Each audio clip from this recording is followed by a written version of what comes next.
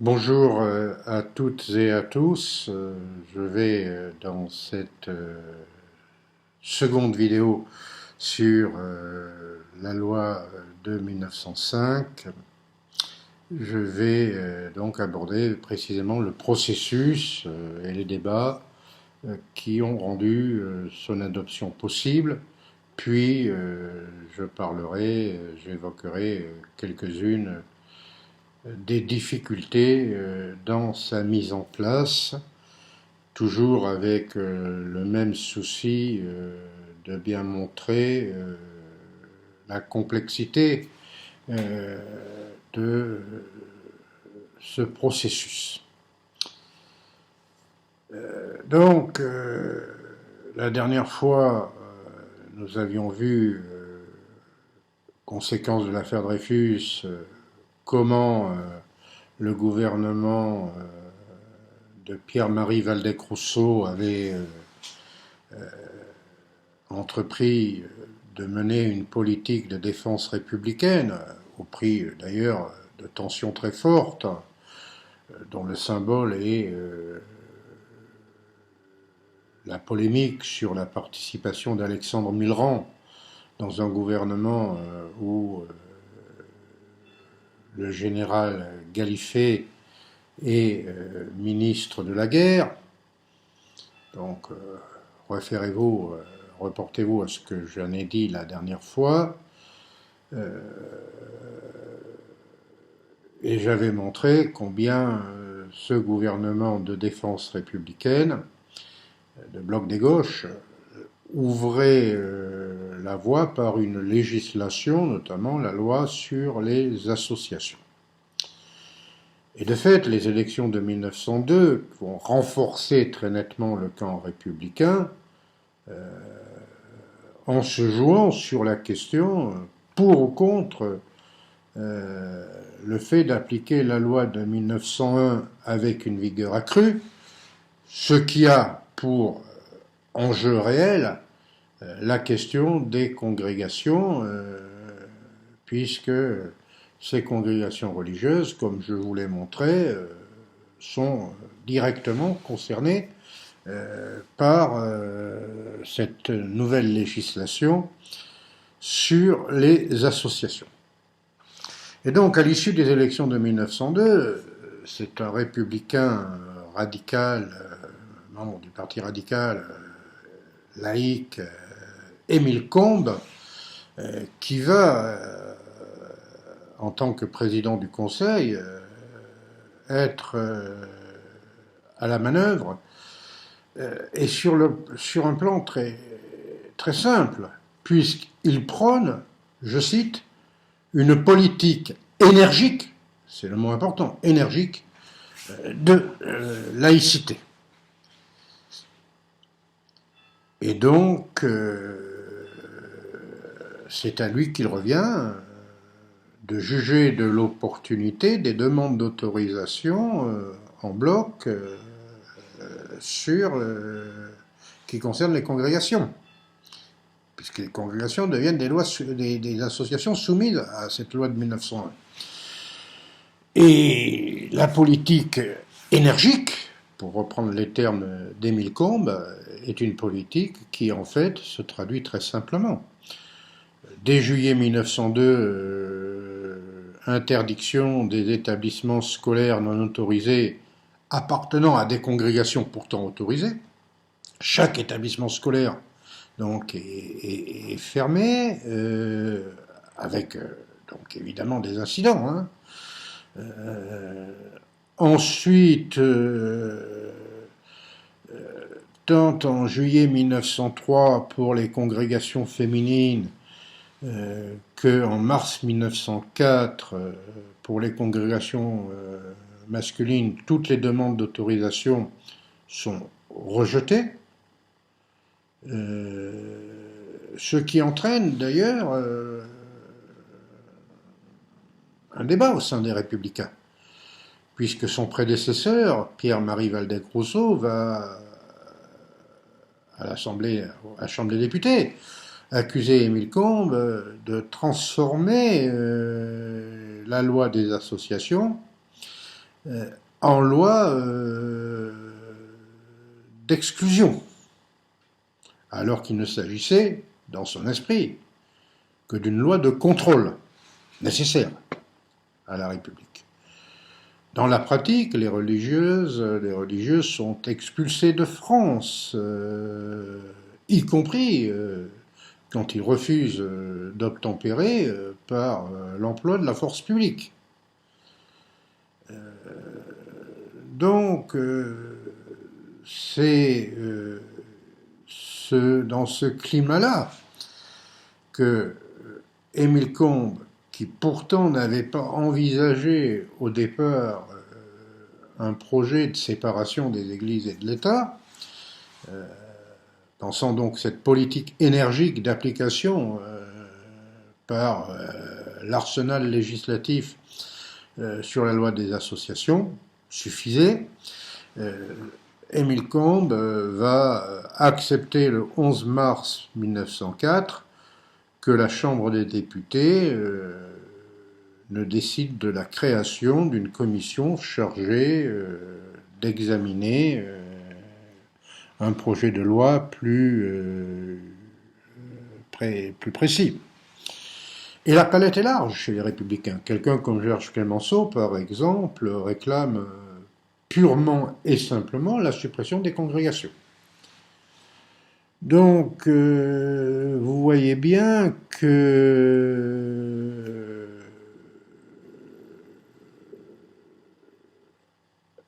à travers ce débat-là,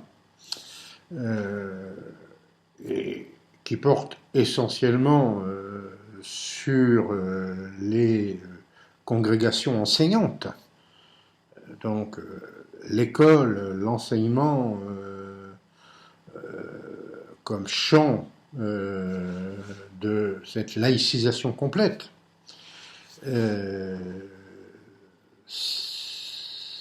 vous comprenez bien combien là on va toucher aux limites de la loi de 1901 et qu'il faut donc, qu'il va donc apparaître nécessaire de la compléter. D'autant que si Combes lui-même avait beaucoup hésité, parce que son objet, je le répète, sa priorité, c'était cette politique énergique de laïcité, en utilisant la loi de 1901 jusqu'au bout, quitte à en tirer à l'extrême ses conséquences, il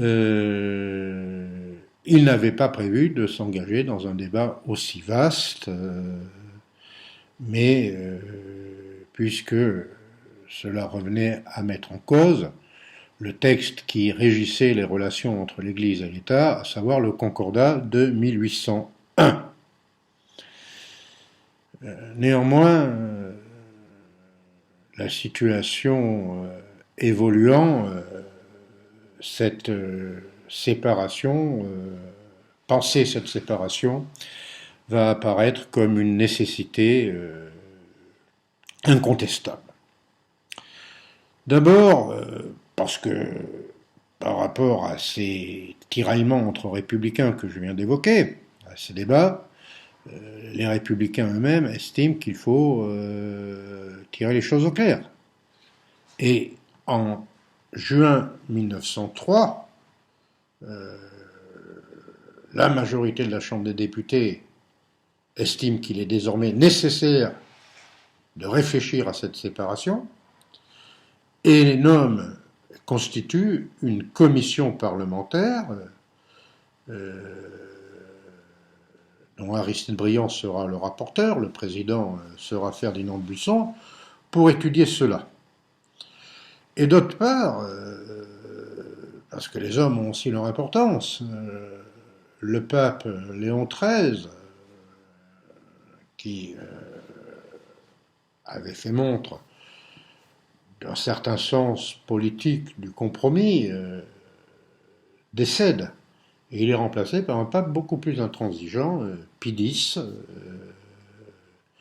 et qu'à partir de là, le régime du concordat entre la République et le Vatican, entre la France et le Vatican, puisqu'il avait été conclu par Napoléon Bonaparte en 1801.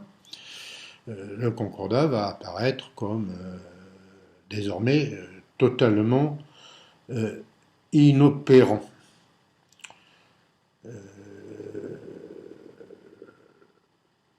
L'interdiction de l'enseignement aux congrégations va servir de base à cette rupture et même si celle-ci aura lieu à travers une provocation diplomatique du Vatican, c'est bien sur cette question-là qu'elle s'est jouée. La provocation, c'est quoi? C'est en 1904, la visite du président de la République, Émile Loubet, élu précisément parce que Dreyfusard. C'est bien ça qui s'était passé, hein, souvenez-vous.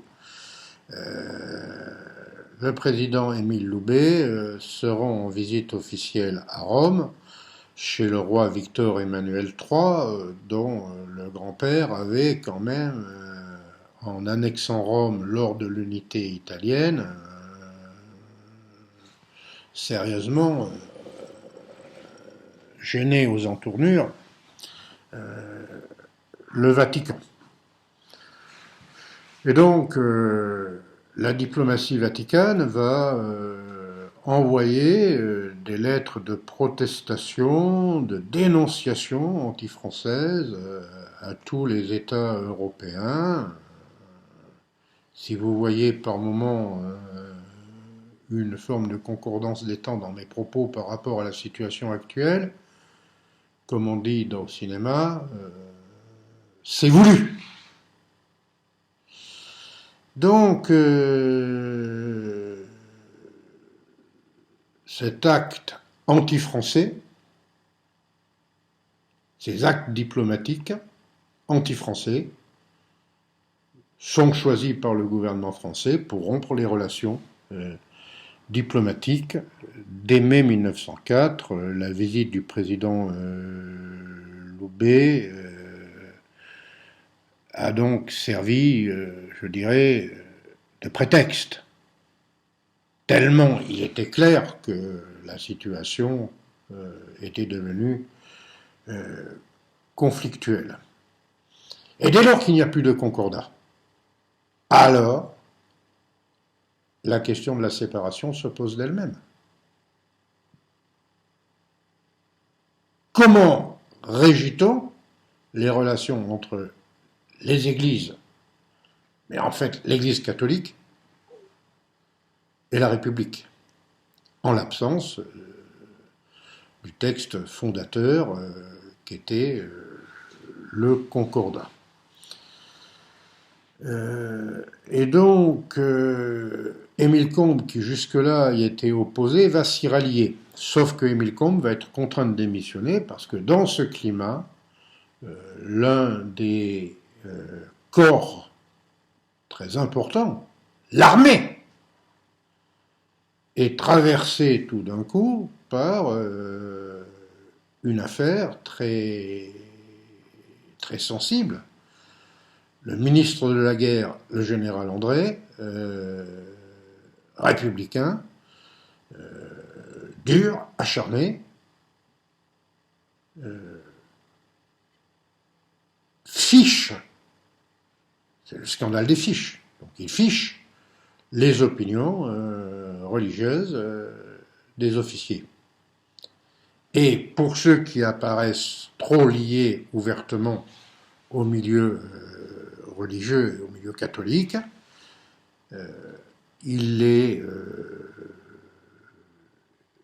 cet espionnage vise en fait à freiner leur carrière pour qu'ils n'occupent point des postes de responsabilité importants. Et donc, par rapport à cette pratique-là, un scandale parlementaire, et donc Émile Combes est contraint de démissionner. C'est Maurice Rouvier qui va lui succéder. Et donc l'essentiel va désormais, sous le gouvernement Rouvier, se jouer dans les débats au sein de la commission présidée par Ferdinand Buisson et dont le rapporteur général est Aristide Briand. C'est pas une commission tranquille. Il y a des bras de fer, des débats très virulents, notamment par ceux qui souhaiteraient faire contrôler l'Église par l'État. Transformer les biens matériels de l'Église, les églises, les cathédrales, en maison du peuple, en théâtre, en bourse du travail, et les faire gérer par des conseils communaux d'éducation sociale. Donc, en face de cela, dans lesquels vous pouvez trouver Maurice Allard, Albert Sarraut, évidemment Georges Clemenceau, qui est un nom à retenir, Aristide Briand, avec l'appui de Jean Jaurès. C'est un appui significatif sur lequel il conviendrait de s'interroger.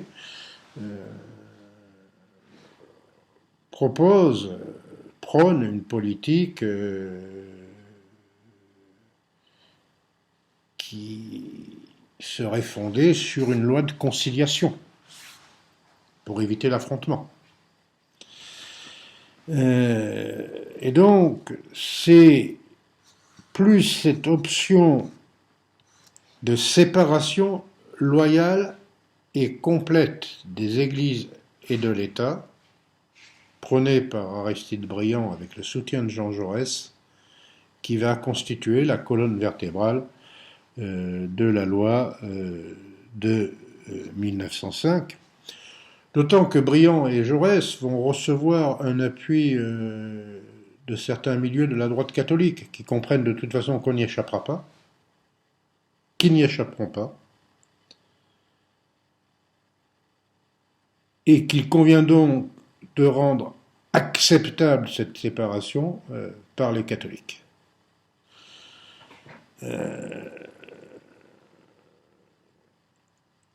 L'élément central qui va cristalliser l'affrontement entre ces deux conceptions, une fois que Briand et Jaurès orientent la majorité de la commission vers cette loi de conciliation, c'est l'article 4 de cette loi, puisque cet article 4 doit dire, tout simplement, à qui, dans le nouveau régime des cultes qu'est cette séparation, reviendront les biens mobiliers et immobiliers de l'Église.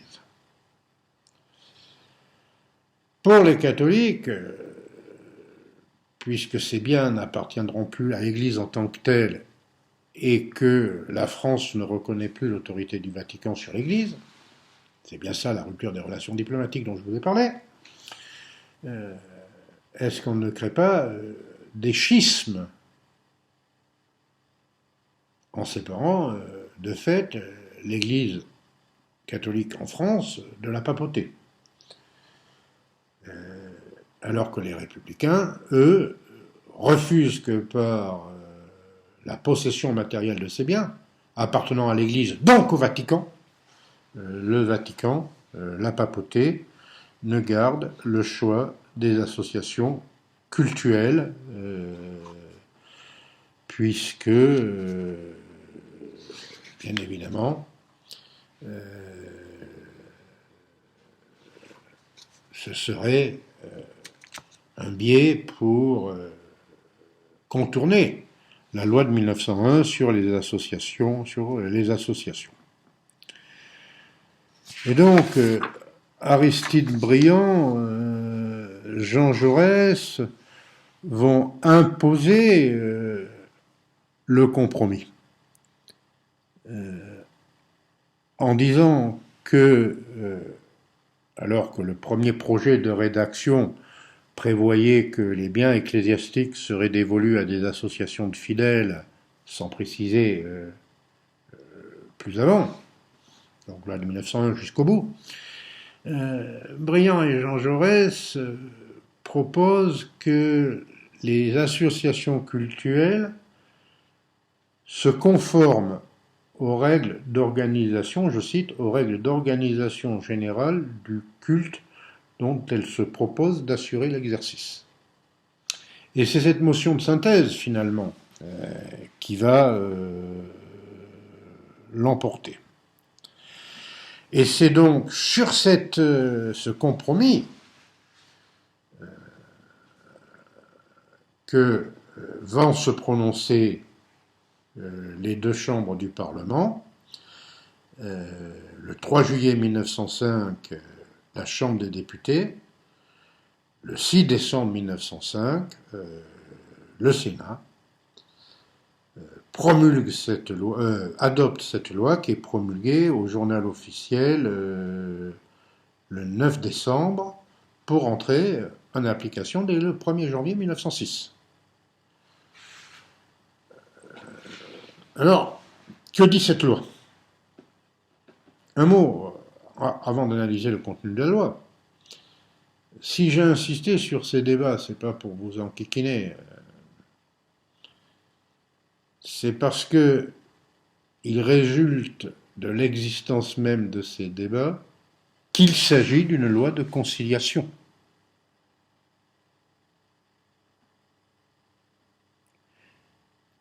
Et qui a cette philosophie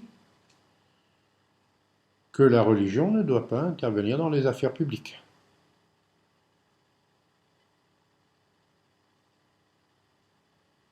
Qu'en France, on n'est pas élu au nom de Dieu. Qu'on ne prête pas serment sur la Bible ou sur n'importe quel autre texte sacré. Que la liberté de conscience est entière, à la condition que, bien évidemment, elle n'interfère pas avec la sphère publique.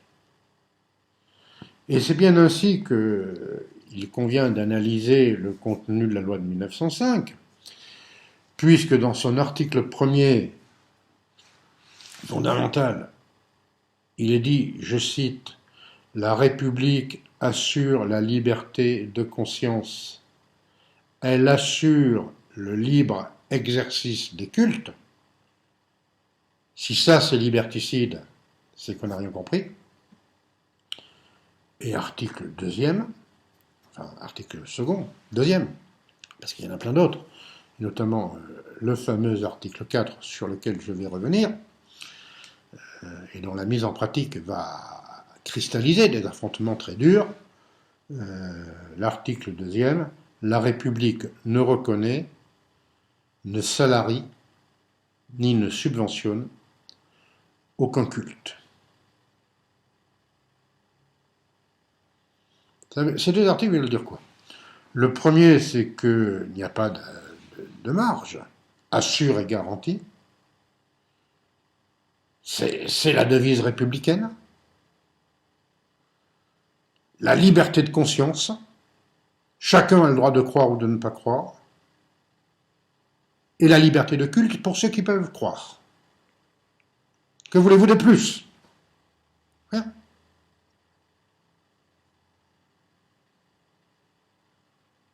Rien.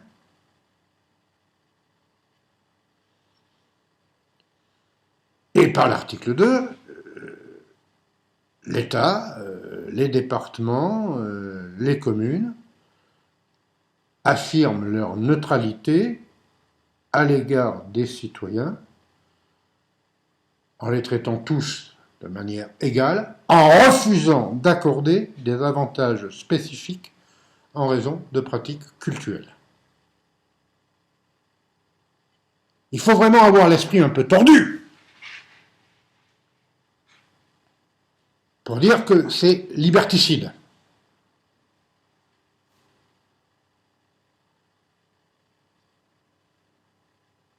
Et pour rendre effectif ce libre exercice du culte, l'instauration dans des institutions publiques comme les casernes, les lycées, les prisons, les hôpitaux, d'aumôneries,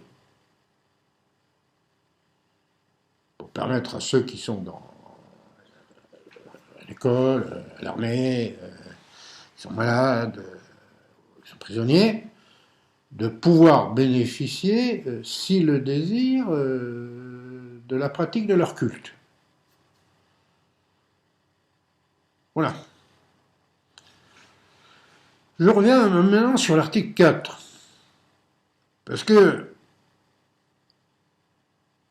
il examine l'exercice du culte à travers les associations cultuelles dont l'objet exclusif est l'exercice du culte. Ce sont des associations loi de 1901. Et tout naturellement, elles ont un but particulier, assurer l'exercice du culte dont elles se réclament. Elles n'ont donc pas d'activité sociale, elles n'ont donc pas d'activité culturelle, elles n'ont donc pas d'activité éducative, elles n'ont donc pas d'activité commerciale, et elles disposent en échange d'importants avantages fiscaux, puisqu'elles peuvent recevoir des donations, des legs, qui sont exonérés des droits de mutation. Et ce sont les préfets qui ont accordé pour 5 ans le statut d'association cultuelle et les différents éventuels entre les associations cultuelles relèvent du Conseil d'État. Voilà ces lois. Ça veut dire que 1. Les établissements publics du culte sont dissous et remplacés par ces associations cultuelles. Ça veut dire que les biens religieux saisis par l'État en 1789 restent la propriété de l'État. Ça veut dire qu'il faut faire un inventaire des biens mobiliers et immobiliers des établissements publics de culte avant que ne soit rendue la partie jugée nécessaire à ce culte et que le reste soit saisi. Nous y reviendrons la prochaine fois. Les cérémonies religieuses sont assimilées à des réunions publiques et soumises à la déclaration préalable à la tenue de toute réunion publique. Voilà le texte de la loi. Alors que le Vatican réagisse mal et entraîne à travers les inventaires et la question de l'enseignement une véritable guerre contre la République. C'est possible. Mais ça, c'est de la politique. Et alors même que, finalement, le texte de la loi tel que je viens de vous le décrire, le texte de la loi ne pose en soi qu'un compromis.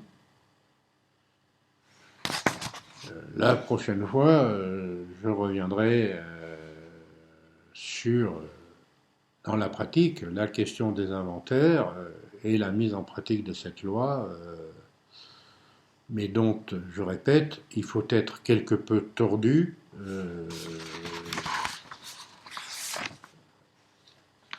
ou alors ne pas accepter l'idée de la prééminence républicaine. Et là, on rentre dans un autre champ. Je vous souhaite une bonne journée.